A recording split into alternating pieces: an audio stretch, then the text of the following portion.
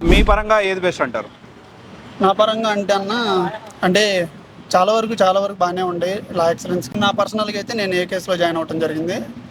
Last year నవంబర్లో join అవ్వడం జరిగింది. 2025లో అయింది కోచింగ్.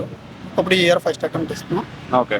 సో ఏంటంటే మెయిన్గా ఏకేఎస్ దేనికంటే ఫ్యాకల్టీస్ మనకి చాలామంది ఫ్యాకల్టీస్ ఉన్నారు. మెయిన్గా ఏంటంటే సందీప్ సారు జియోగ్రఫీ కానీ ఇంటర్నేషనల్ రిలేషన్స్ కానీ ఆయన డీల్ చేశారు. అలానే ఎథిక్స్ ఒక ఎకనామిక్స్ ఒకటి ధనంజయ రెడ్డి సార్ డీల్ చేశారు. ఓకే. సైన్స్ అండ్ టెక్ ఏమో సుప్రీత్ సార్ డీల్ చేశారు. సో ఏంటంటే ఫ్యాకల్టీస్ చాలా సపోర్టివ్ ఇచ్చారన్న.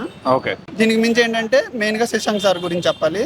ఏంటంటే సార్ ఏంటంటే స్టూడెంట్స్ దగ్గర డైరెక్ట్ ఆయనే రివ్యూ తీసుకునేవాళ్ళు. ఫ్యాకల్టీస్ ఎలా చెప్తున్నారు, ఫ్యాకల్టీస్ ఎవరన్నా మార్చాలా, లేకపోతే ఇన్స్టిట్యూట్ మేనేజ్మెంట్ ఎలా ఉంది అని డైరెక్ట్గా ఆయనే క్లాస్కి వచ్చి అడుగుతారు. క్లాస్కి కాకపోయినా మాకు ఏమైనా ప్రాబ్లం ఉన్నా డైరెక్ట్ వెళ్ళి సార్తో మాట్లాడేవాళ్ళం. ఓకే.